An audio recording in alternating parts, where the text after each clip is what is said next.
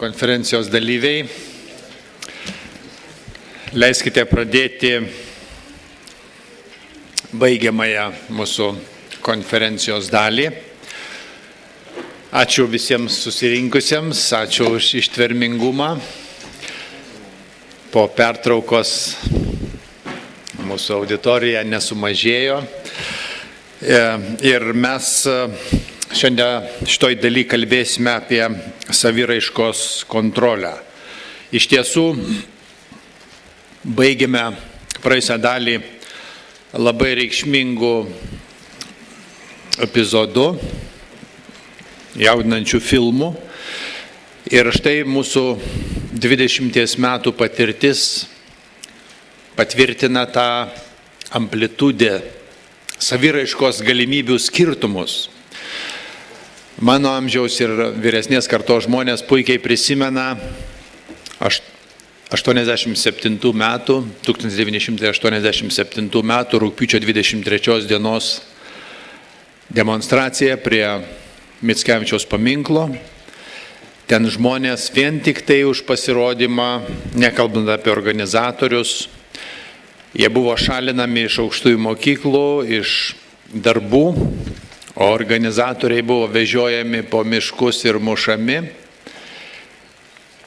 Ir štai tik 20 metų praėjo ir jau tarp saviraiškos galimybių yra štai tokie filmai, kuriuos mes ką tik matėme. Taigi pasikeitimai vis dėlto yra įvykę labai dideli ir mes šitoj daly juos panagrinėsime. Norėčiau pristatyti pirmąjį pranešėją, daktarą Aurimą Švedą. Jo pranešimo tema yra Lietuvos istorijos klastojimo mechanizmai sovietmetyje. Tai kaip tik šitoj temoj jis yra atlikęs ne vieną tyrinėjimą. Aurimas Švedas yra Vilniaus universiteto istorijos fakulteto docentas, mokslinių tyrimų interesų laukas lietuvių istoriografijos raida 20 amžiuje, istorijos politika, lietuvių tautos identiteto transformacijos, sovietmečio Lietuvos sociokultūrinė istorija. Aurimas Švedas yra parengęs 2 knygas. Visa istorija yra gyvenimas. 12 sakytinės istorijos epizodų. Edvardą Gudavičių kalbina Aurimas Švedas. Išleista 2008 metais. Ir Matricos nelaisvėje sovietmečių lietuvių istoriografija 1944-85 metai. Šiuo metu rengia dar 2 knygas. Prašau.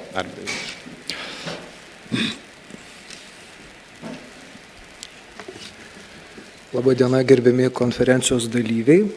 Kaip jau pristatė šios sesijos moderatorius, mano pranešimo tema yra Lietuvos istorijos klastojimo mechanizmai sovietmečių. Ir iš pat pradžių aš pamėginsiu pristatyti, apie kągi bus mano pranešimas. Tai savo kalboje aš pabandysiu atlikti 4 veiksmus. Visų pirma, pakalbėti apie istorijos mokslo vietą ir vaidmenį sovietinėje realybėje. Po to pereisiu prie svarbiausių istorijos klastojimo procese dalyvavusių institucijų apibūdinimo. Vėliaugi keletą žodžių pasakysiu apie svarbiausius metodinius ir teorinius įrankius primestus istorikams. Na ir užbaigsiu savo pranešimą keletą žodžių pasakydamas apie svarbiausias sovietmečių istorikų darytas klaidas ir erezijas, kuomet jie stengdavosi išvengti tų primestų teorinių ir metodinių įrankių ir į kokias bėdas jie papuldavo. Taigi pradėkime nuo istorijos mokslo vietos ir vaidmens sovietinėje realybėje aptarimo. Bandant apibrėžti, kasgi buvo istorija sovietmečių, reikia labai griežtai atskirti istoriją kaip mokslinį darbą ir istoriją kaip ideologinės veiklos sferą. Ir šiuo atveju iš karto galima pasakyti, kad pagal tą bendriausią bolševikinę mokslo sampratą į keistą derinį supynusią scientizmo, progresyvizmo, istorinio materializmo ir visokius kitokius izmo darinius istorijai buvo skirtas ypatingas statusas, nes pasitelkus istoriją, manyta galint atrakinti pasaulio prasmės, raidos plano ir baigties paslaptis, istorija laikyta įrankiu, leidžiančių keisti tikrovę, bei, kas yra labai svarbu, įteisinti partijos elito politiką. Vat būtent tokia ciniškai utilitarinė praeities tyrimams, o tiksliau jų imitacijai primesta funkcija rėmėsi manimu, kad didžiausia istorijos vertė, kad ir kaip paradoksaliai tai beskambėtų, yra susijusi su dabartimi ir ateitimi. Nes istorija privalėjo sovietiniam režimui pasitarnauti piešiant kuo šviesesniam spalvom sovietinės tikrovės dykrą arba dykumą, jos paveikslą, na ir tuo pat metu pasitarnauti, bandant pro tos dykros duris prasmukti į praeitį, ten perdėlioti kažkokius įvykius, juos perpasakoti arba apskritai pasmerkti praeičiai. Taigi, istorikai, pasinaudojant François Furet tokia metafora, turėjo aptarnauti pamatinę iliuziją. Ir partija atsilygindama istorikams už tarnavimą, jai vadino istorikų darbą netgi ne moksliniu darbu, o koviniais veiksmais ideologiniam fronte. Taigi, tiems keliems istorikams likusiems prieš pat prasidedant sovietiniai okupacijai Vilniuje, sovietinė ideologijos mašinerija primetė istoriko kario identitetą, tuo pat metu paneigdama tarpukario Lietuvoje sukurtą istoriko Artojo sociokultūrinę tapatybę. Iš to, kas pasakyta, aiškėja, kad istorijos uždaviniai sovietiniai realybei buvo glaudžiai susiję su partijos elito istorikams priskirtų vaidmeniu. Ir partijos elitas rūpinosi, kad istorikai niekada nepamirštų, ko iš jų tikimasi. Štai kaip 57 vasario 21 auklėjo istorikus Antanas Sniečkus, kalbėdamas vienam komjaunimo plenume. Pacituosiu vieną sakinį. Mes turime paimti iš kultūrinio palikimo tą, kas reikalinga socialistiniai valstybei. Kągi konkrečiai turėjo omeny Antanas Sniečkus. Na, viena vertus, kaip jau minėjau, partijos elitas nuolat pabrėždavo, kad svarbiausia, kuo istorikai turi užsimti, yra dabartis, kaip tai keistai beskambėtų šiomis dienomis. Na ir apie tai, kaip istorikai buvo verčiami kreipti savo žvilgsnius į tą socialistinę dabartį ir ją garbstyti, paliudija vienas skaičius. 1972 metais Lietuvoje buvo apgintos 146 kandidatinės disertacijos. Kandidatinė disertacija, akivaizdu, yra tas pats, kas dabar daktaro disertacija. Ir iš 146 disertacijų, nes net 111 buvo skirtos to, kabutėse, socialistinio rojaus garbstimui, komunistų partijos šlovinimui, darbo žmonių, kovos prieš buržuazinę valstybę ir panašių temų, kurias akivaizdu 90-ųjų lūžis iš karto nurašė į istorijos šiukšlyną rašymui. Tai galima įsivaizduoti, kokie buvo mastai. Na, o kitas labai svarbus uždavinys istorikams buvo konkrečių Lietuvos istorijos siužetų iškraipimas, griovimas, slapstymas tam tikrų įvykių arba tos pačios svarbiausių asmenybių Lietuvos istorijoje juodinimas ir nenorėdamas gaišinti jūsų laiko, aš tiesiog čia esu surašęs keletą tezių, kas buvo svarbiausia komunistų partijai ir ko jinai labiausiai iš istorikų reikalavo. Ir visame šitame sąraše, man atrodo, pats svarbiausias dalykas tai yra Lietuvos kaip turėjusios savo valstybę, kai buvusios tarp rytų ir vakarų civilizacijų savito darinio, gebėjusio rinkti savo kelią idėjos paneigimas. Na, o dabar pereikime prie istorijos vaizdinius klastojusių institucijų sistemos, nes viena vertus yra prašyti ir reikalauti, kad istorikai kažką darytų taip, kaip nori partinis elitas, ir Visai kitas dalykas yra užtikrinti, kad sistema sklandžiai veiktų. Taigi svarbiausias šitoje schemoje, tikriausiai nelabai aiškioje darinys, pats didžiausias blynas, tai akivaizdu yra LKP-CK, kurį atliko ir istorikų bendruomenės piemens ir budelio vaidmenį. Tiesa, dokumentų, kuriuose LKP-CK auklėja istorikus arba juos baudžia, yra netiek jau daug. Kita vertus, nereikia apsigauti. Partijos elitas lygiai kaip ir kitos institucijos buvo ištobulinusios telefoninės rezoliucijos meną, kuomet paskambini ir iš karto priimami tam tikri sprendimai, o jeigu dar turėtų omeny tą baimės atmosferą bendrą, o jeigu dar turėtų omeny tą budrių kolegų skundų lietų, kuris lydavo CK koridoriuose, demaskuojant vieną ar kitą kolegą, tai LKP-CK iš tiesų puikiai tvarkėsi su savo uždaviniu, nebūtinai kiekvienu kartu skelbdami tam tikras deklaracijas, ką daryti. Antras labai svarbus veikėjas tuometinėje istorijos politikoje buvo akivaizdu partijos istorijos institutas. Šis institutas atliko LKP-CK kanceliarijos vaizdinį ir buvo atsakingas už tai, kokiusgi teiginius, kokias idėjas istorikai konstruoja, kalbėdami apie 20 amžių ir Lietuvos istoriją šiuolaikinę. Taip pat partijos istorijos institutas atliko intelektualinio lobyno vaidmenį. Čia buvo suslėptos pačios įdomiausios ir istorikams, ir kitiems humanitarams šiukštų nerodintinos knygos. Ir į tą lobyną, akivaizdu, ne kiekvienam mirtingajam atsiverdavo duris. Kas dar veikia šitame istorijos politikos laike? Tokie blineliai mėlyni čia visur pavaizduoti su užrašu PPO. Tai čia yra pirminės partinės organizacijos. Pirminės partinės organizacijos veikusios kiekvienoje įstaigoje turėjo atlikti šiuolaikinę terminologiją šnekant specpajėgų būrių funkciją. Sekti ideologinį, emocinį ir idėjinį klimatą kiekvienoje įstaigoje ir tik tai su pamačius kažkokią ereziją arba galimą nukrypimą nuo normos sureaguoti, bausti, atkreipti partijos dėmesį, inicijuoti svarstymus, kovoti prieš galimus nukrypimus nuo partijos linijos. Kas dar? Istorijos institutas. Istorijos institutas buvo ta vieta, kuri turėjo atlikti tarytum mokslinės produkcijos fabriko vaidmenį. Kita vertus, žinodami, jog būtent čia galima pasakyti daug tiesos apie Lietuvos istoriją, tie kontrolės mechanizmai ypatingai dėmesingai prižiūrėjo šitą vietą ir todėl daugeliu atveju Istorijos institutas buvo tarytum dramblio kaulo bokštas, kuriame istorikai buvo priversti ne tiek kalbėti ir rašyti, kiek tylėti apie tai, kaip buvo iš tikrųjų. Tuo tarpu kalbėti apie Lietuvos praeitį priderėjo Vilniaus universiteto ir Vilniaus pedagoginio instituto istorikams, tačiau kalbėdami jie irgi ne ką galėjo pasakyti, nes svarbiausia funkcija, už ką istorikams tuo metu buvo mokamas atlyginimas, tai buvo iš tiesų tam tikrų ideologinės miglos debesų įpūtimas jaunai kartai į smegenis, o ne tikrų dalykų apie praeitį ir dabartį pasakojimas.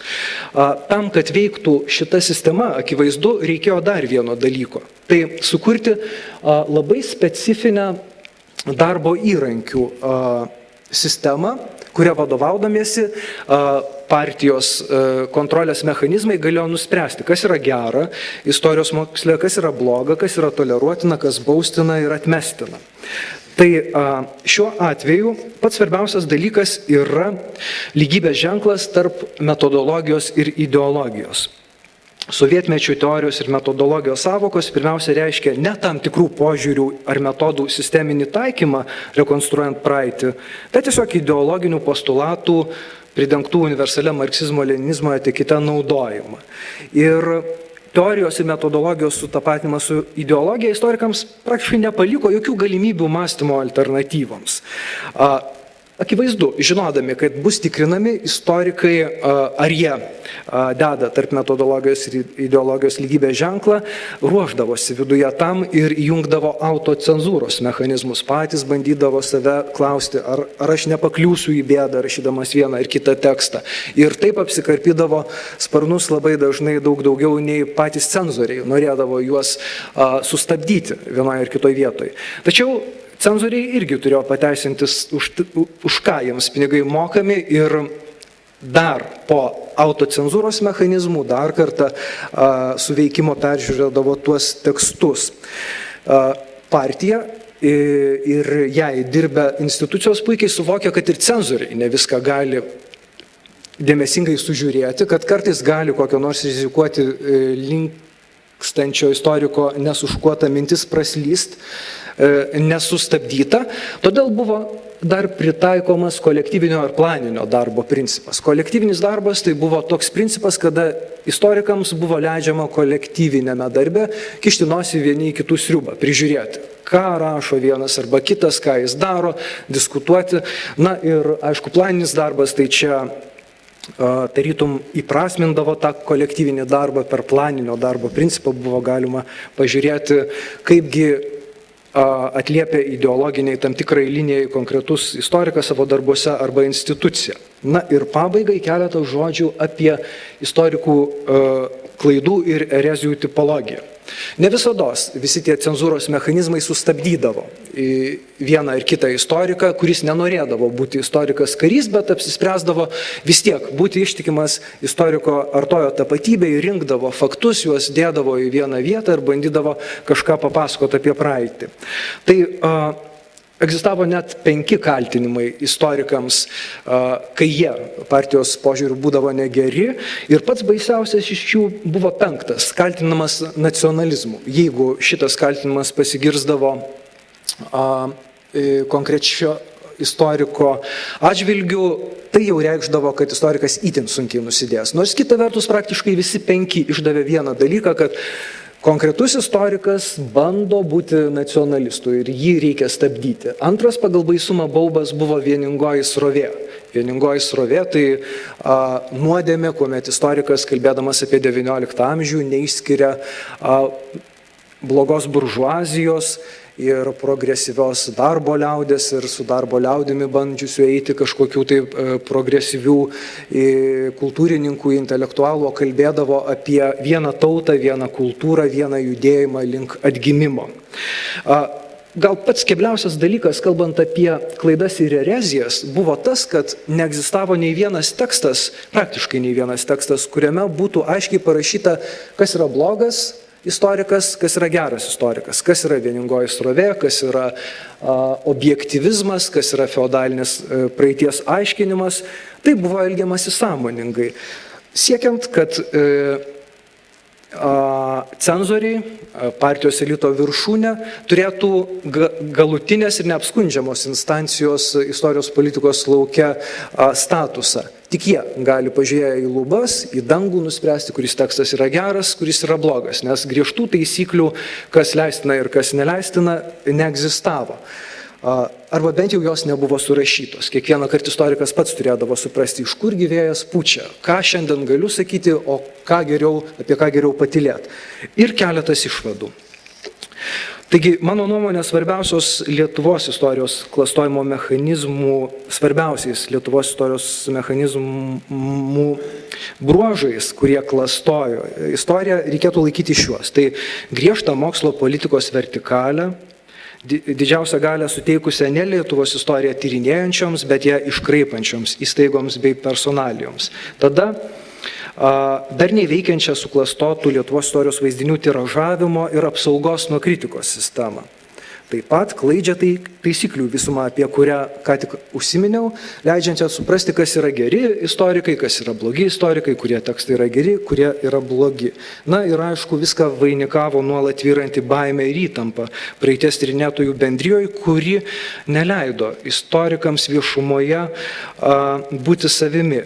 Tiesiog ta baimės atmosfera gimdė tokias melo persunktas intelektinės ir egzistencinės mokslininkų pozicijas viešoje erdvėje. Na ir aišku, nereikia pamiršti vieno dalyko. Jeigu visoje viešumoje visoms toms aprašytoms institucijoms čia mano pranešime rūpėjo, kad istorikai būtų klusniai užsidėję kaukės ir vaidintų tam tikrą dalyką. Tai dar reikia nepamiršti ir durklo bei apsiausto riterių, arba kitaip KGB, kuriems rūpėdavo, o kągi istorikai po tom kaukiam masto. Ir jie tarytum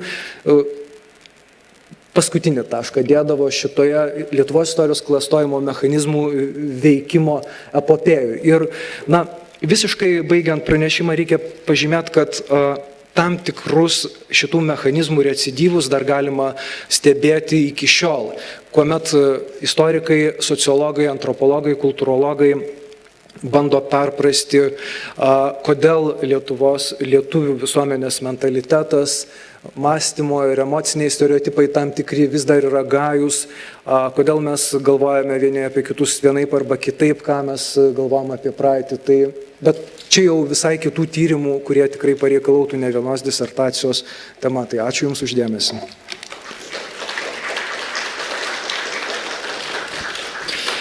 Dėkoju, gerbiamas Aurimai, ir už turiningą pranešimą, ir taip pat už kompaktišką pasisakymą. Daugiau laiko liks klausimams ir diskusijoms. Ir kaip matome iš pirmos dalies šios dienos konferencijos pranešimų ir šito, mes matome, kad faktiškai sistema iki pat 90 metų ji nebuvo. Čia buvo keltas klausimas pirmoji daly, ar galima traktuoti šitą režimą kaip normalią visuomenės raidą. Visi skerspjūviai visose srityse, socialinio gyvenimo srityse rodo, kad ji buvo okupaciniai mechanizmai, kontroliavo iki pat praktiškai nepriklausomybės atkūrimo. Man labai malonu pristatyti antrą pranešėją. Tai svečias iš Rumunijos, daktaras Bogdan Jakob. Jis yra Rumunijos komunizmo nusikaltimų ir Rumunų egzodo atminties instituto mokslo tarybos sekretorius, Vidurio Europos universiteto istorijos mokslų daktaras. Jo disertacijos tema – Stalinizmas, istorikai ir tauta. Istorinė produkcija po komunistinėje Rumunijoje 1955-1966 metais. Bus labai įdomu palyginti ir paklausyti su daktaro Aurimo Švedo pranešimo tezėmis. Daktaras Bogdanas Jakobas stažavosi Leipcigo universitete, po komunistinių visuomenių studijų centre Marylando universitete Amerikoje, taip pat Friburgo universitete Šveicarijoje. Tarp jo publikacijų darbai apie stalinizmo reviziją ir pokomunistinių režimų įsitvirtinimą Vidurio ir Rytų Europoje. Prašome, daktare Jakobai.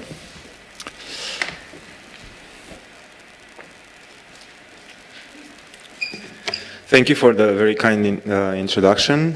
Ačiū už tokį malonų mano pristatymą. Labai ačiū, kad pakvietėte mane į tokį įdomų renginį. Labai gaila, bet mano pasisakymas ne visai bus apie istorikus, todėl kad aš dabar norėčiau daugiau kalbėti apie bendrus mokslinius dalykus, apie mokslo politiką rytų bloke. Ir iš tikrųjų, aš manau, kad tai labai susisieja su anksčiau kalbėjusiu ir su mano apskritai darbą. Savo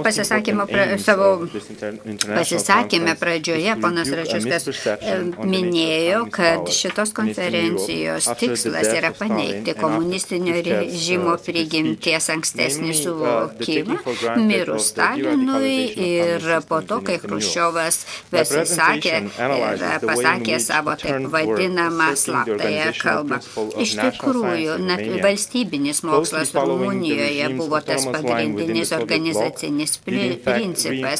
Iš tikrųjų, tai buvo kiek autonomiškas darbas, ne visiškai sudarė sovietinio bloko supratimą ir iš tikrųjų daugiau atspindėjo monopolistinės valstybės kaip Rumunijos ideologija. Iš tikrųjų, reformuotos, ne visai stalinistinės partijos požiūris kuris atsirado Rumunijoje dėl to, kad Rumunija labiau lik norėjo likti tokia, kokia buvo, tačiau aplinka visą jau keistėsi. Iš tikrųjų, Rumunijos darbininkų partija 1965 metais savo politiką ir savo darbais jau labiau rėmėsi pasaulinė patirtimi ir dėl to istorijos studijos yra daugiau paties režimo analizė ir režimo pristatymas. Pirmiausia, buvo daugiau noras integruotis į Europą mokslinio komunikavimo ir santykių bei mainų lygmenyje. Iš tikrųjų buvo pasiūlytas mokslinis projektas, tai yra daugiau pietryčių Europos studijos, po kurių taip pat atliko panašius studijos Balkanai ir Bizantijos mokslai taip pat tęsė tą pačią liniją. Taip pat norėčiau pasakyti, kad Austro-Vengrijos imperija, buvusi centrinėje Europoje, taip pat buvo labai svarbus veiksnys.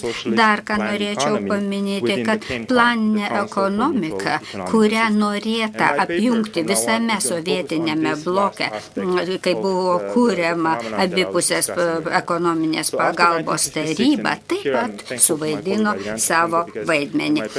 Aš iš tikrųjų per daug politinių dalykų neminėsiu ir man tiesiog netiek įdomu, kaip keitėsi pati politika ir kaip keitėsi partija Rumunijoje. Jūs galėsite rasti medžiagos ir taip. Tiesiog norėčiau priminti, kad 1956 metais Rumunų komunistinis režimas nutarė atsistoti ant savo kojų. Todėl, kad tuo metu buvo išvesta sovietinė kariuomenė, tuo metu jau nustojo veikti tai vadinami sovromai ir žinoma, kad labai didelį vaidmenį suvaidino tai, kad buvo numalšinta Vengrijoje vykusi revoliucija. Ir buvo nutarta,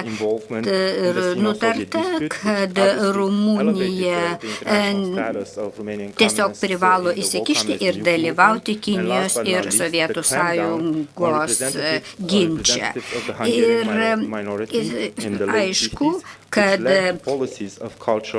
šeštojo amžiaus pabaigoje taip pat svarbu vaidmenį suvaidino tai, kad Rumunijoje gyveno didelė vengrų mažuma.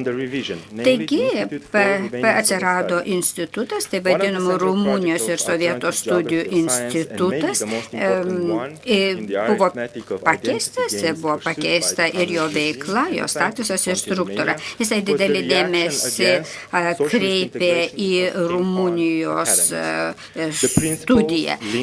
Dar svarbus dalykas yra tas, kad pats abipusės ekonominės pagalbos tarybos šalių mokslininkų, tarp mokslininkų atsirado noras bendradarbiauti, buvo sukurti principai, buvo nutarta, kurios šalis dalyvaus, bet reikia pasakyti, kad susidarius tokioms aplinkybės, kaip tuo metu buvo, tai atsirado noras pasisakyti prieš sovietų politinę hegemoniją. Ir Rumunijos darbininkų partija pabrėžė savo autonomiją ir buvo parengtas dokumentas, kuriame buvo aiškiai pasisakyta už Rumunijos režimą. Ir vėlgi truputį ir tuo metu Rumunijos ministrų tarybos pirmininkas, mes dabar jį pavadintumėme šalies ministrų pirmininko, tai buvo Jonas Maueris, jisai parengė dvi savokas, kurias jis pavadino socialistinė ekonomika ir kultūrinę integraciją.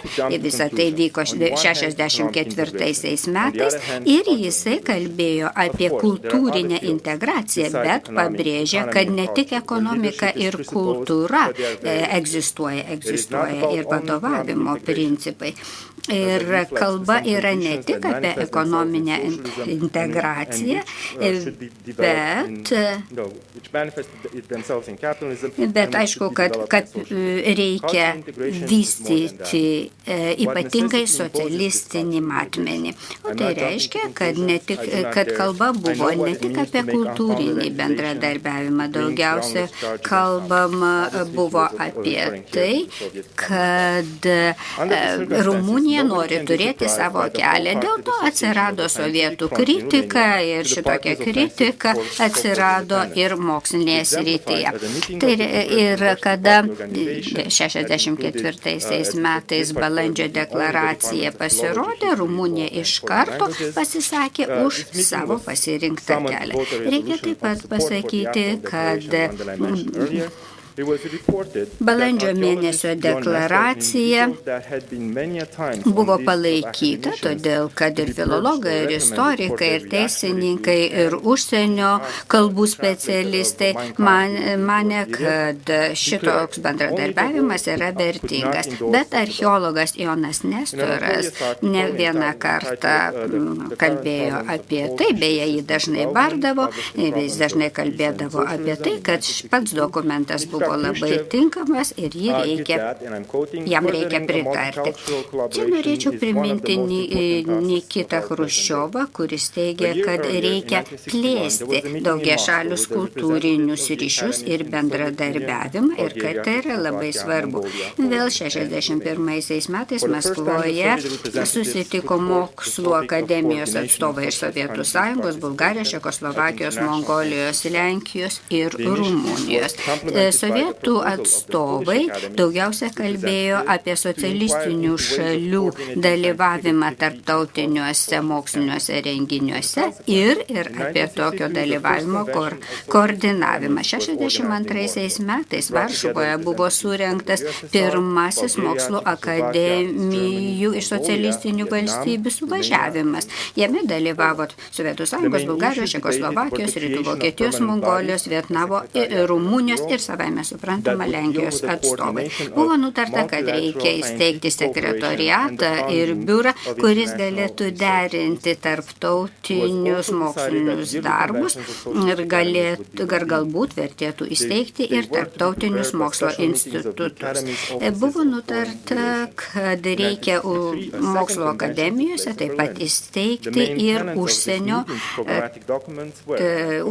ryšių skyrius. 63 metais antrasis suvažiavimas vyko Berlyne ir ten jau buvo kalbama apie glaudų bendradarbiavimą ir veiklos derinimą savitarpio pagalbos šalyse. Ir Rumunija iš tikrųjų aiškiausiai pasisakė trečiajame suvažiavime, kuris vyko 64 metų balandžio 12-19 dieną Sofijoje. Ir atsimenate, aš anksčiau minėjau balandžio mėnesio deklaraciją, tai kaip tik deklaracija turėjo pasirodyti ir Sofijoje jau iš karto išdėstė socialistinių valstybių mokslo akademijų bendradarbiavimo principus, formas, metodus, kurie turėtų būti taikimi daugiašaliame mokslinėme darbe.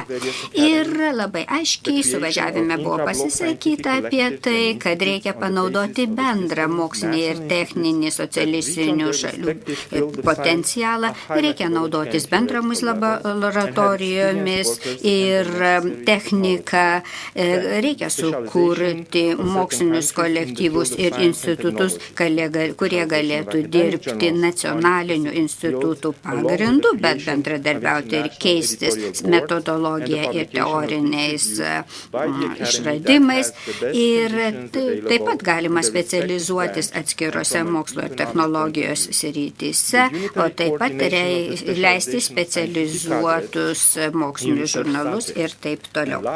Bet svarbiausia, kad buvo kalbama apie tarptautinių renginių koordinavimą ir tai turėtų vykti visose sovietų bloko šalise. Rumunijos reakcija buvo labai aiški ir Rumunija pasisakė prieš Chruščiovo planus įsteigti savitarpio pagalbos tarybą ir mokslo akademijos atstovai atmetė bet kokius sovietų pasiūlymus ir tada Ilja Dikulescu buvo centro komiteto mokslo ir meno skyriaus vadovas ir tada 64 metais jis parengė ataskaitą, kurioje buvo parašyta, kad daugiašalis bendradarbiavimas toliau nebus plečiamas, kad jis apsiribos bendradarbiavimą atskiromis temomis ir tai bus tik tai kelios sritys. Ir iš tikrųjų 65 metų Liepos mėnesį, kai mokslo akademijų užsienio reikalų skyrių atstovai susitiko Bukarešte, rumūnai išdėstė savo nuomonę ir pasakė, kad gruodžio mėnesį vyksantis suvažiavimas neatitinka Rumunijos interesų ir rumūnai iš karto atmetė tą pasiūlymą. Aš anksčiau jau minėjau Ilija Dinulescu, tai tas pats žmogus atstovavo Rumuniją ir pasakė, kad Rumunija nenori dalyvauti iniciatyvoje dėl daugiašalio bendradarbiavimo. Visa kita medžiaga dėl tarptautinio bendradarbiavimo mokslo srityje su tarp socialistinių valstybių atrodo Rumunijai buvo nepriimtina ir paprasčiausiai Rumunijos atstovas pasiūlė išmesti Maskvos suvažiavimą kaip būsimą renginį iš darbotvarkės. O tai reiškia, kad Rumunijos atstovas pasisakė prieš bet kokios supravalstybės formą, nes pagrindinė idėjas, kuris sklido iš Sovietų Sąjungos, buvo mokslo akademijų darbų koordinavimas ir derinimas. Taigi Rumunijos mokslo akademija pasisakė taip, kad jie atmeta bet kokį pasiūlymą įsteigti tarptautinius akademinius žurnalus. Taigi vienintelė alternatyva, kuri liko Rumunijos akademijai, yra dirbti patiems arba tiesiog pasirašyti dvišalės sutartis dėl atskirų mokslo sričių, kuriuose būtų vykdomi tyrimai. Aišku, aš turiu omeny su abipusės pagalbos tarybos šalimis. Ir taigi daugiausiai buvo dirbama dvišalių pagrindų ir Rumunijos mokslo akademija, daugiausiai keitėsi mokslininkais ir siuntė specializuotoms studijoms. Taigi, čia aš norėčiau vėl pacituoti, kad buvo teigiama, kad Rumunijos mokslo ir kultūros pasiekimai prisideda prie socializmo statybos šalyje. Iš Rumunijos pusės daugiašalio tarptautinio bendradarbiavimo socialistinėse šalyse rezultatas yra tas, kad Rumunija norėjo iškelti savo valstybės mokslo tradicijas ir prestižą. 65 metais Rumunijos suverenitetas buvo dar labiau įtvirtintas per mokslą, todėl kad Rumunija norėjo eiti kitų kelių, labiau buvo susitelkusi pati į save, daugiau autokratinė ir aišku, kad tas bendrasis didysis partijos projektas buvo buvo perkeliamas ir visur. Taigi iš tikrųjų buvo kalbama apie nepriklausomumą politikos moksluose ir taip pat buvo bandoma susisieti su vakarais ir dėl to buvo galvojama apie tai, kad būtų gerai pakeliauti ir vakaruose, būtų gerai taip pat mokslo srityje turėti daugiau ryšių, bet vis dėlto negalima būtų pažeisti komunistinio tarptautinio bendradarbiavimo tinklo. Ir atrodė, kad Rumunijos akademikai valstybei nešė labai gerą naujieną. Atrodė, kad Rumunija turi savo prestižą ir turi labai gerą vardą ir sugeba sėkmingai konkuruoti socialistinėme bloke. Akademikai iš tikrųjų dirbo komunistiniam režimui, dirbo Rumunijos darbo partijai. Ačiū. Dėkojame svečiui iš Rumunijos už jo pranešimą Socialistinė integracija ir alternatyvios mokslo kryptys Rumunija ir sovietinis blokas 60-65 metais. Ir tai turbūt mums leidžia geriau pajusti ir lietuvišką kontekstą, kad vis dėlto priemonės, kurios buvo taikomos Lietuvoje, kontroliuoti visuomeniai ir eksploatuoti jos žmogišką ir ekonominį potencialą, nebuvo unikalios, buvo taikomos žymiai platesnių mastų. Norėčiau pristatyti trečiąjį savo šios konferencijos dalies pranešėją, tai Linas Tatarūnas, jo tema kova su sionizmu ir žydų emigracijos ribojimas. Linas Tatarūnas yra Lietuvos žydų istorijos tyrinėtojas, keletos straipsnių apie žydų istorijos problemas sovietinėje Lietuvoje autorius, yra paskelbęs publikacijas Žydai Lietuvoje pirmosios sovietinės okupacijos metais, Sovietų Lietuvos žydai emigracijos problema, taip pat Lietuvos žydų nacionalinis judėjimas už teisę išvykti į Izraelį, Kupiškio miestelio žydų istorijai skirto tyrinėjimo ir publikacijos parengtos bendradarbiaujant su Rytų Europos žydų kultūros ir istorijos tyrimų centru bendra autorius. Linas Tatarūnas yra Alytaus kolegijos dėstytojas, einantis docento pareigas. Prašom, ponia Tatarūnai. Dėkuoju. Pirmiausia, kalbėdami apie sionistinį judėjimą Lietuvoje, turime įsiaiškinti visų pirma, ką terminas sionizmas reiškia. Pirmiausia, labai svarbu apsibrėžti, kaip mes šią savoką suprasime ir kokią sampratą šią savoką šiandieną vartosime. Lietuviams, kaip ir visoms Sovietų Sąjungos tautoms, per ilgus sovietmečio metus buvo diegiamas visai kitoks sionizmo apibrėžimas ir pati ši savoka buvo suprantama visai kitaip, nei kad yra suvokiama šiuolaikinėme civilizuotame pasaulyje.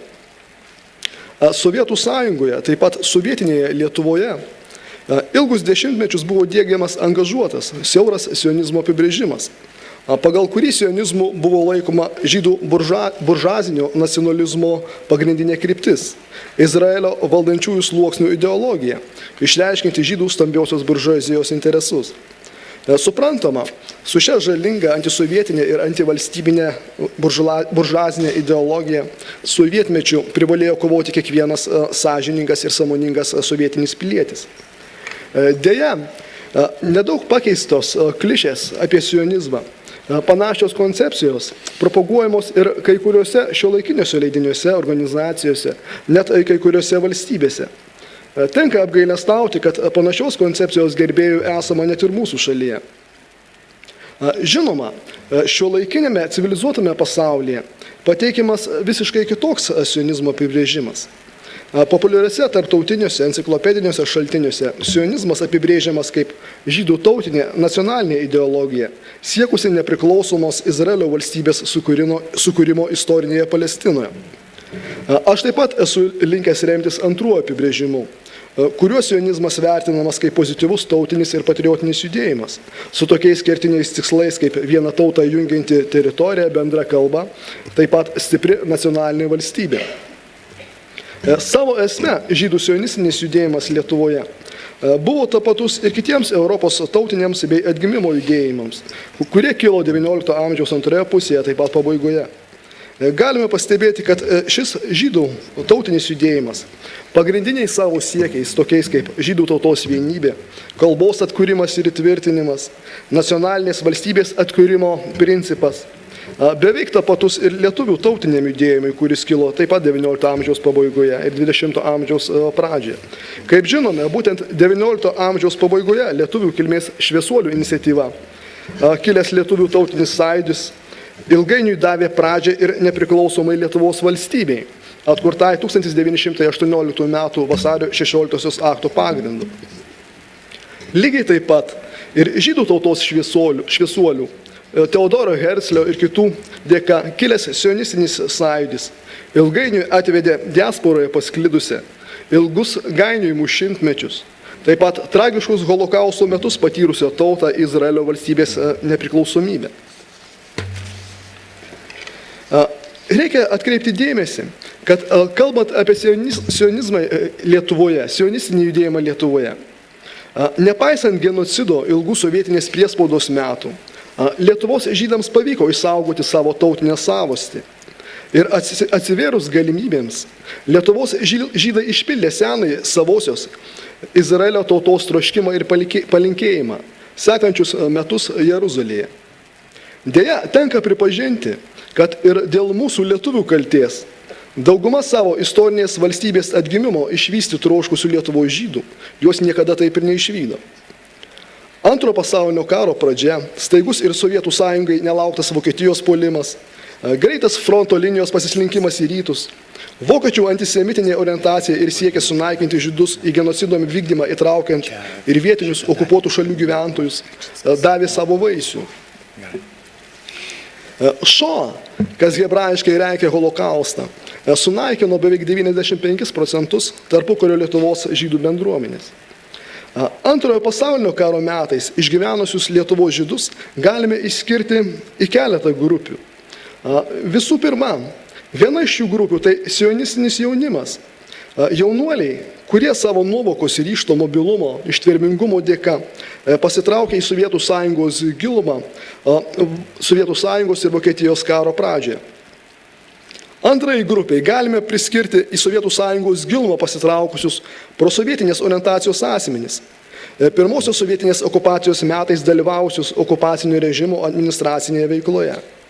Sekančiai grupėje galime priskirti geto kankinius, dauguma kurių pagal savo politinę ideologinę orientaciją buvo sionistai, bundistai bei jidišistai. Šiai kategorijai priskiriami asmenys 1943 metais paliko Vilniaus, Kauno bei Šiaulių getus ir prisijungė prie sovietinių partizanų, tuo metu veikusių Lietuvos Baltarusijos pasienyje. Sekanti neįtin skaitlinga Lietuvos žydų išlikusiųjų grupė. Tai į koncentracijos stovyklas išvežti ir ten per stebuklą išlikę asmenys. Taip pat maža grupelė moterų ir vaikų, kuriuos karo metais išgelbėjo vietiniai teisuoliai lietuviai. Vokietijos Sovietų sąjungos karui einant į pabaigą ir karo frontui vėl atslinkus į Lietuvą, 1944 metais į Lietuvą ėmė grįžti ir iš Lietuvos į Sovietų sąjungos gilumą karo pradžioje pasitraukė žydai. Pirmieji su į priekį žengiančią Raudonąją armiją į Lietuvą sugrįžo sovietinių partizanų būrių kovotojai, tai yra buvę geto kaliniai. Į Lietuvą sugrįžo ir prieš nacius Raudonosios armijos gretose kovoja lietuviškosios 16 divizijos kariai. Suprantama, paskui Raudonąją armiją į Lietuvą sugrįžo ir komunistiniam aktyvui tarpukariu bei pirmosios sovietinės okupacijos metais talkinę asmenys. Į Lietuvą grįžę genocido išvengę žydai aptiko tik žydų civilizacijos griuvėsius. Kalbant apie žydų bendruomenės būrimąsi Lietuvoje po karo, situacija Lietuvoje buvo siaubinga. Karo metais buvo sunaikinta didžioji žydų bendruomenės dalis. Taip pat buvo sunaikintas Lietuvos žydų kultūrinis paveldas. Žydų turtas pirmosios sovietinės okupacijos metais buvo nacionalizuotas sovietų. Vėliau buvo plėštas vokiečių ir jų vietinių talkininkų. Galiausiai vėl nacionalizuotas sovietų ir praktiškai visiškai sunaikintas arba nestatomas. Pirmaisiais pokario metais Lietuvos provincijoje taip pat vyko ginkluota partizaninė rezistencija ir pasipriešinimas sovietiniam režimui. Tuo metu į Lietuvą sugrįžusiems Lietuvos žydams, kurie išvengė šoa, apsigyventi buvusiuose jų tėvų namuose, buvusiuose žydų miesteliuose, kurie žydiškai vadinami štetl, nebuvo jokių menkiausių galimybių. Todėl holokaustą pergyvenę Lietuvos žydai ėmė burtis didžiuosiuose Lietuvos miestuose, pagrinde Vilniuje ir Kaune. Dauguma Lietuvos žydų vietoje senųjų žydų miestelių štetlų, išvydę masinės tautiečių kapavietės, nusprendė nedelsiant išvykti iš kapinėmis tapusios tėvų šalies. Apsisprendimas emigruoti, konkretus tai patvirtinantys veiksmai, tapo pirmosiomis žydų tautinio, sionistinio ir emigracinio judėjimo apraiškomis pokario Lietuvoje. Vienais pirmųjų Lietuvos sionistinio judėjimo bei žydų emigracijos iš Lietuvos organizatoriais tapo buvę Vilniaus, Kauno ir Šiaulių geto kaliniai, kurie vokiečių okupacijos metais patyrė žiaurumus prieš save ir prieš savo artimuosius. Buvę getų kaliniai dar 1944 metais ėmėsi organizuoti sionistinį pogrindį šalyje, taip pat tiesti žydų emigracijos iš Sovietų Sąjungos kelius. Viena pirmųjų šio sionistų ir emigracinio judėjimo apraiškų Lietuvoje tapo buvusio Vilniaus geto kovotojo Abo Kovnerio išvykimas į Lenkiją, kuris išvyko dar nepasibaigus Vokietijos Sovietų Sąjungos karui. Abo Kovneris buvo vienas pirmųjų sionistinio sąjūdžio bei žydų emigracijos iš Lietuvos pionierių, kurie ėmėsi organizuoti išlikusių žydų tautybės gyventojų persikėlimą iš Lietuvos į Lenkiją, o po to į Palestiną. Pokario Lenkijoje, Lodzės mieste, veikė stiprus žydų organizacinis sionistinis centras, kuris savo ruožtų ėmėsi organizuoti žydų emigraciją iš Sovietų Sąjungos. Lenkijoje veikusių sionistų, taip pat pabėgėlių iš Lietuvos dėka, tuo metu buvo imtasi organizuoti nelegalią žydų emigraciją iš Sovietų Sąjungos. Su specialia misija į Sovietų Sąjungos Vidurinės Azijos miestus buvo pasiųsti konkretus žydų tautinio judėjimo aktyvistai, kurie turėjo agituoti žydus palikti Sovietų Sąjungą. Tuo pačiu metu buvo organizuota ir žydų emigracija iš Sovietų Sąjungos vakarinių teritorijų, tokių kaip Lietuva, Latvija, Baltarusija bei Ukraina.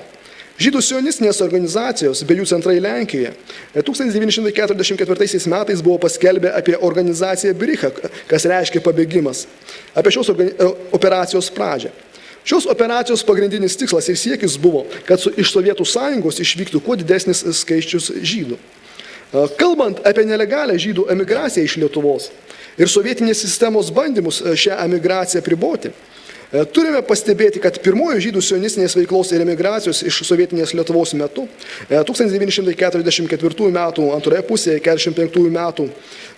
iki 45 metų gruodžio mėnesio, norintys palikti šalį, žydai dėjo visas įmanomas pastangas, kad greičiau išvyktų iš kapinėmis tapusios šalies.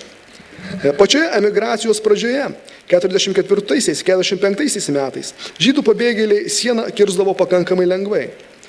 Tuo metu iš Lenkijoje bei Vokietijoje buvusių koncentracijos stovyklų, priverstinių arba savanoriškų darbų į gimtinę grįžo Lietuvos gyventojai. Todėl iš šalies norintis išvykti žydai pakankamai nesunkiai pasimesdavo ir kitų tautybių asmenų bangose. Dar 1944-1945 metais žydai Sovietų Sąjungos ir Lenkijos sieną pervažiuodavo organizuotomis grupėmis pasislėpę sunkvežimiuose. Kiek vėliau sovietams ėmus griežčiau kontroliuoti pasienį, sieną kirsdavo nelegaliai padedami profesionalių kontrabandininkų. Pagrindinis šio laikotarpio sionisto emigracijos skiriamasis bruožas buvo tai nelegalus sienos kirtimas už pinigus organizuotomis didelėmis grupėmis. Antras emigracijos iš Lietuvos etapas truko nuo 1945 gruodžio iki 1946 pavasario. Šis laikotarpis pasižymėjo bandymais nedideliais žvejų laiveliais nuplaukti į Švediją. Taip pat buvo bandoma, kaip ir ankstesnio emigracinio etapo metu, nelegaliai kirsti sieną su Lenkija ir Lenkijos bei tuometinė Čekoslovakijos teritoriją patekti į Vokietiją. Kalbant apie sovietinio saugumo kovą su sionizmu ir nelegalia žydų migracija iš šalies, turime pastebėti, kad saugumas ėmėsi efektyvių kovos priemonių, kurių dėka sovietinės sienos kirtimas didelių ir organizuotų grupių sudėtyje žydams tapo nebeįmanomas. Į norinčiųjų išvykti grupės stengtasi infiltruoti saugumo agentus, ko pasienkmėje buvo sulaikytos net kelios didelės žydų pabėgėlių iš Lietuvos grupės. Vienos tokių grupių sudėtyje, suimtos dar 1944 metais, saugumo organizuotos operacijos Kapkan metu, buvo suimtas ir šaulis Pavlas Beilinsonas, žymus Lietuvos sionistinio judėjimo aktyvistas. Keletos specialių operacijų metu buvo suimta arti 100 žmonių. Dauguma suimtųjų buvo nuteisti ilgoms laisvės atėmimo bausmėms ir išsiųsti į lagerius, iš kurių dauguma išėjo tik Sovietų Sąjungoje prasidėjus atšilimo laikotarpiu. Trečiasis Lietuvos žydų sionistinės ir emigracinės veiklos etapas Lietuvoje prasidėjo 46 metų pavasarį ir truko iki 49 metų. Šiuo laikotarpiu siekdami išvykti iš Sovietų Sąjungos sionistai pasinaudojo pusiau legaliu emigracijos būdu. Tai yra tuo metu vykusių Lenkijos piliečių repatriacijos iš Sovietų Sąjungos procesu. Lietuvos žydai įvairiais būdais siekia įgyti dokumentus, kurie galėtų paliudyti tariamai jų lenkišką tapatybę ir taip emigruodavo iš šalies. Šituo populiariu būdu pasinaudoję išvyko labai daug Vilniaus krašto žydų. Taip pat nemaža dalis jaunuolių išvyko iš Sovietų Sąjungos fiktyvių vedybų pagrindų. Tariamai vedė arba ištekėję už žmonių, kurie turėjo teises į Lenkijos pilietybę bei Lenkijos piliečio dokumentus. Šiais bei kitais legaliais kabutėse būdais pasinaudoję nuo 46 metų pavasario iki Liepos mėnesio pabaigos į Lenkiją atvyko beveik 100 000 Sovietų Sąjungos žydų. Bendrai imant 44–49 metais į Sovietų Sąjungos į Lenkiją išvyko apie 250 000 žydų. Kalbant apie žydų emigraciją šiuo laikotarpiu, tai yra nuo 44 iki 49 metų, pirmiausia reikia atkreipti dėmesį į tai, kad bėgusių iš Lietuvos ir Sovietų Sąjungos motyvacija smarkiai skiriasi nuo priežasčių, kurios motyvavo žydus emigrantus, pavyzdžiui, daug senesniais carinės Rusijos ar tarpukario laikais. Kaip jau buvo minėta, pirmiausia, pavyzdžiui, Lietuvos žydus buvo prislėgusi skaudi holokausto patirtis.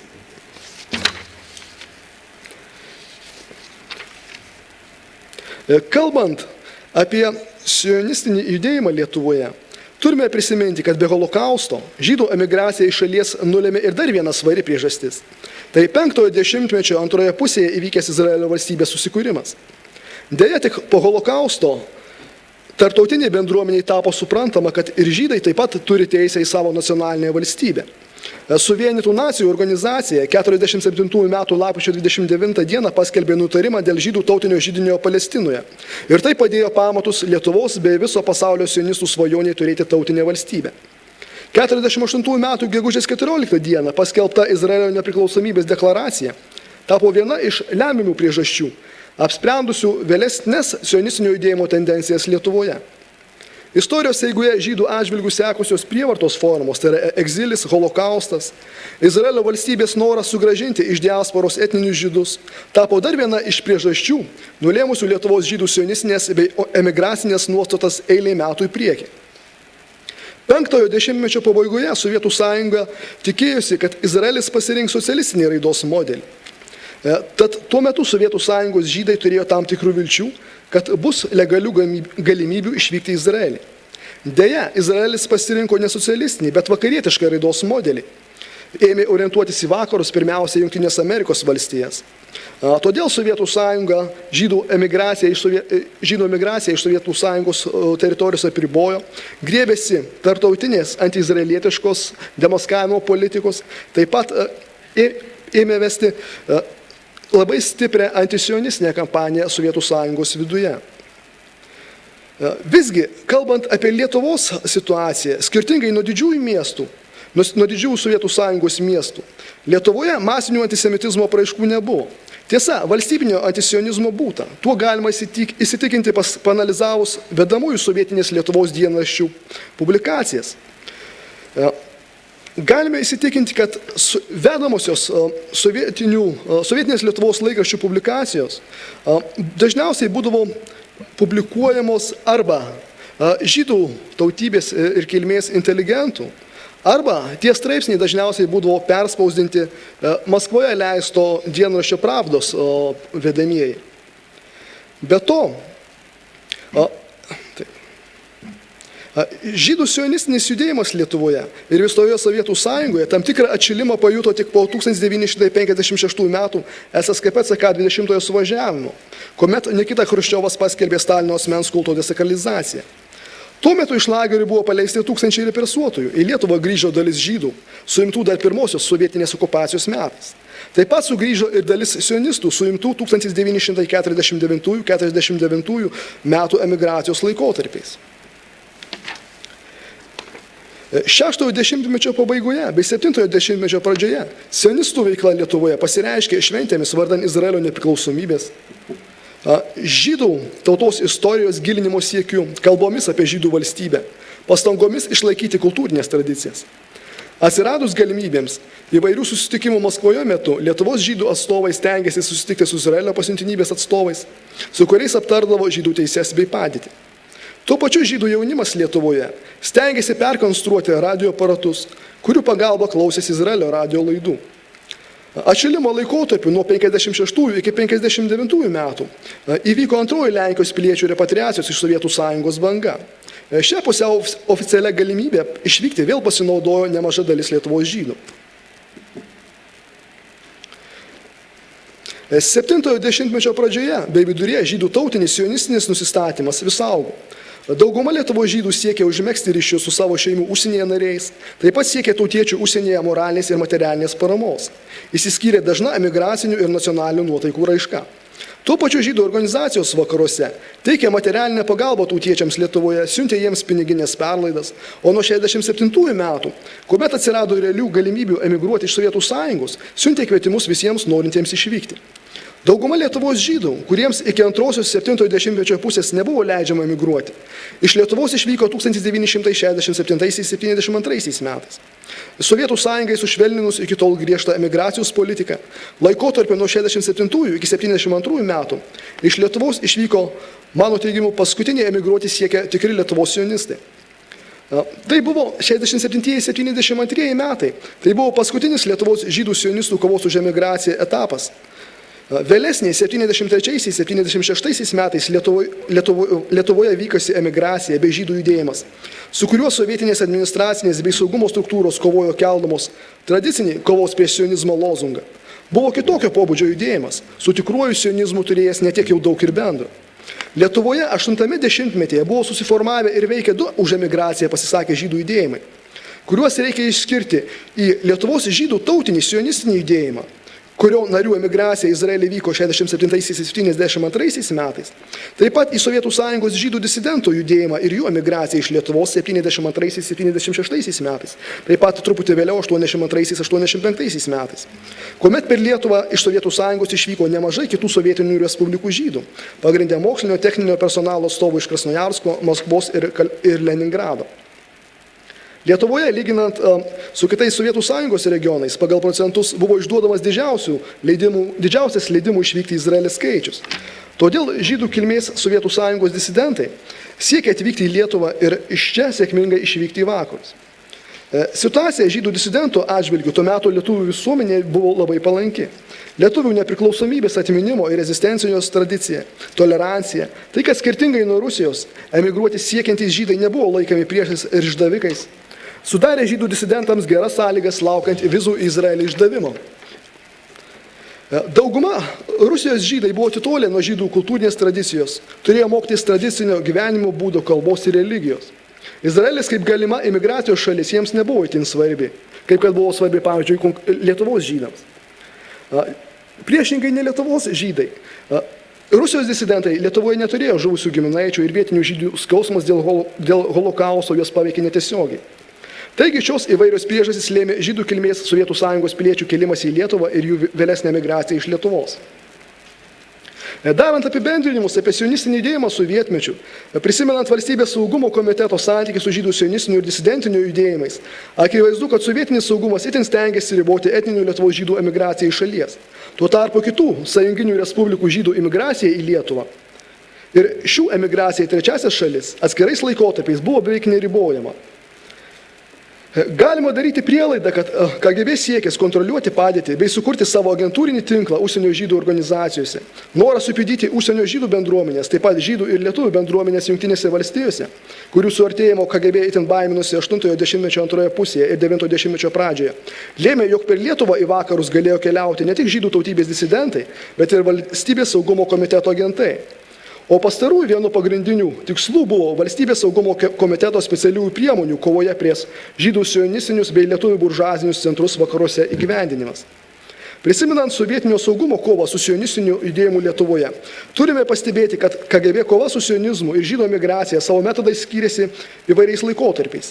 Visgi, kalbėdami apie KGB kovą su sionizmu 7-8 dešimtmečiais, galime išskirti sekančius propaguotus metodus, tokius kaip žydų tautybės saugumui patikimų asmenų įterpimas į sionistų bei disidentų grupės, kompleksinė jų seniai siunčiamų piliečių žydų laiškų kontrolė, į Sovietų sąjungą atvykusių žydų tautybės turistų kontrolė, pokalbių tarptautinė telefono linija pasiklausimas, vietinio sionistinio disidentinio pobūdžio pasireiškimų kontrolė ir lokalizacija, taip pat užsienio žydų organizacijų, agentų ir emisarų diskreditacija, taip pat pastangos nutraukti žydų ir lietuvių organizacijų Jungtinėse valstijose suartėjimą.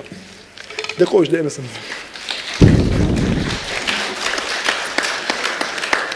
Ačiū pranešėjai.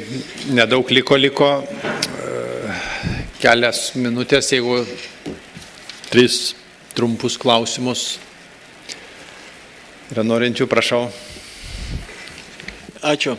Mano klausimas būtų ponui Švedai, kuris iš 2 dalių yra. Pirmas liečiantis padėtį Lietuvoje. Iš tikrųjų buvo įdomus pranešimas, kuris tiesiog parodė, kokia buvo sistema ir kokia buvo istorikų kalvė Lietuvoje. Ir matomai tie istorikai rengti sovietmečiu, jie niekur neprapuolė, jie gyvena, nemaža dalis jų taip pat dirba švietimo įstaigose, reiškiasi viešame gyvenime. Tai pirmas klausimas būtų, kokia jūs manote yra įtaka tos praeities ir to formavimo iškreipto požiūrio į istoriją, nes kai kurių istorikų pasvarstymai man iš tikrųjų primena sovietinės propagandinės klišes. O kitas klausimas, manau, truputėlį sudėtingesnis, bet tikiuosi jūs taip pat, kadangi tą temą domėjotės, galėsite pakomentuoti. Tai yra, kaip jūs manote, ant kiek tarptautiniu mastu istorikų profesionalų tarpe vyraujantis diskursai, požiūrėje į antrąjį pasaulinį karą, jo priežastis, jo pasiekmes ir tai, kad galbūt tai mitas, gal ne, bet vis tiek intelektualų tarpe vakaruose vis tiek tokios dominuojančios yra vadinamos tos leftistinės nuotaikos. Kaip jūs manote, kiek tai įtakoja apskritai vakarų visuomenės požiūrį į sovietinę praeitį? Ačiū. Ačiū už klausimus ir visų pirma norėčiau pasakyti, kad labai yra sunku pasverti ir įvertinti ganėtinai tiksliai, kiekgi to sovietmečio tęsinių egzistuoja humanitarikoje dabartinėje arba konkrečiai istorijos moksle. Žinoma, šiuo atveju galima būtų sakyti taip. Pats toksai odioziškiausias sovietinės sistemos bastionas, partijos istorijos institutas, akivaizdu, 90 metais baigė savo egzistavimą, įvyko įvairios transformacijos, žmonės privalėjo surasti naujas kažkokias temas, surasti savo vietą ir tapatybę naujai besiklostančiame istorijos politikos lauke.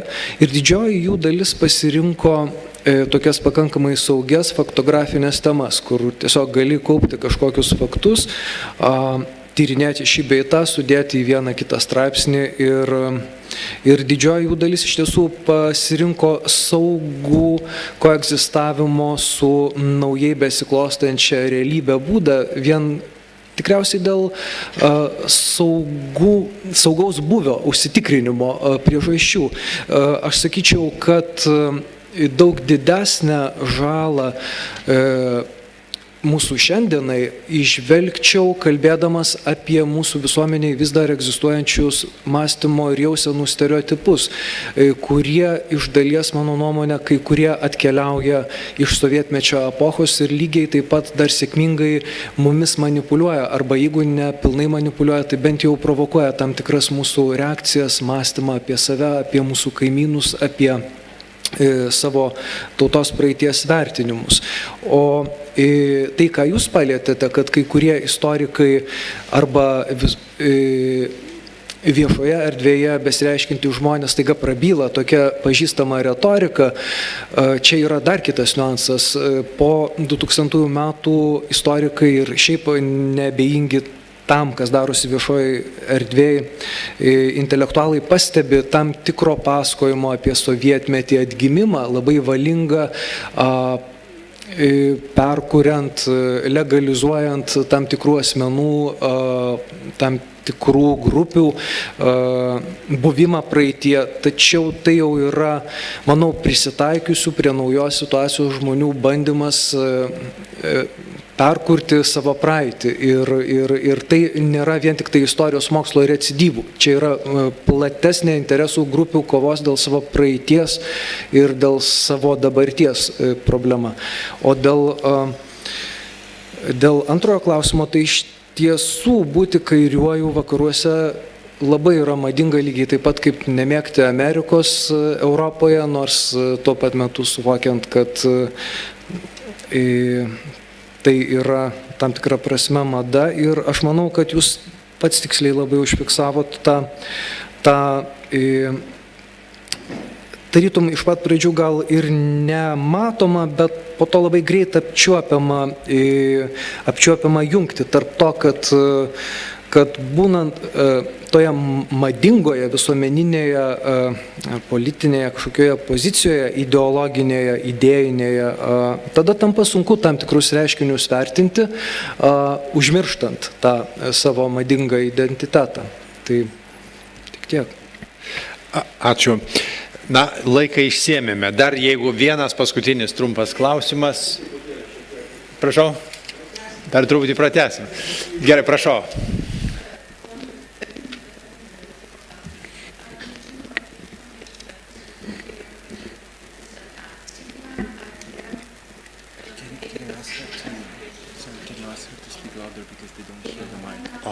Atsiprašau, galėtumėte garsiau truputį, negali išversti jūsų.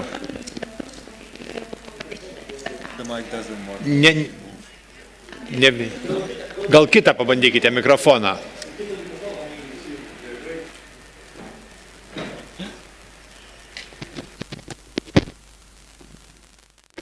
Jūs išjunkit mikrofoną centre.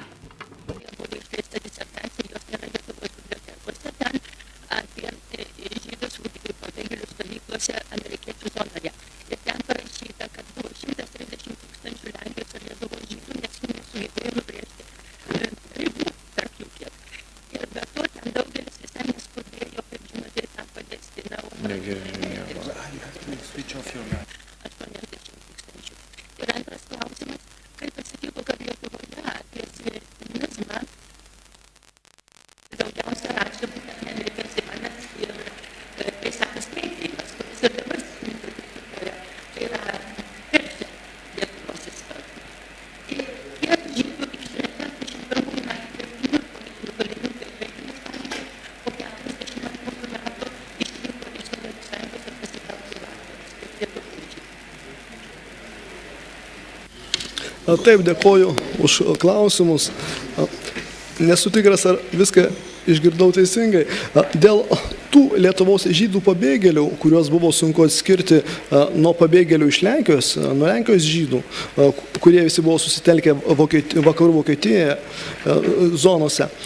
Iš tiesų, tokių bandymų atskirti, kiek buvo konkrečiai Lietuvos žydų, praktiškai nustatyti tai yra pakankamai sunku.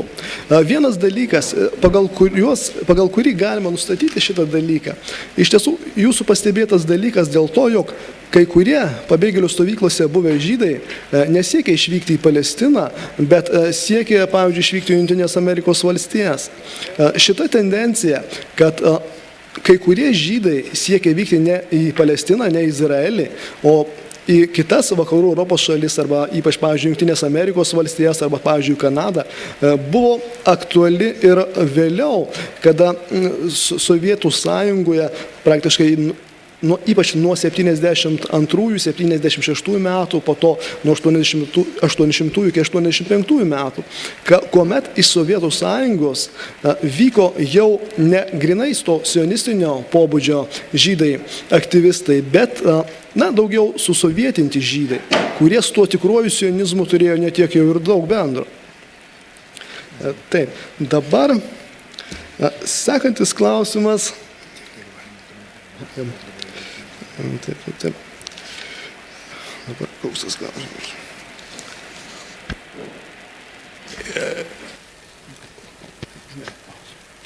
Gerai, ar daugiau yra klausimų? Ar tęsime dar diskusiją, nes mes dar turime kavos vieną pertrauką ir po to dar vieną sesiją. Tai kaip auditorija pageidauja? Šiaip jau laiką esame išnaudoję. Užtenka. Tai ačiū labai už kantrybę, prašom kavos ir vėl renkamės 16:20.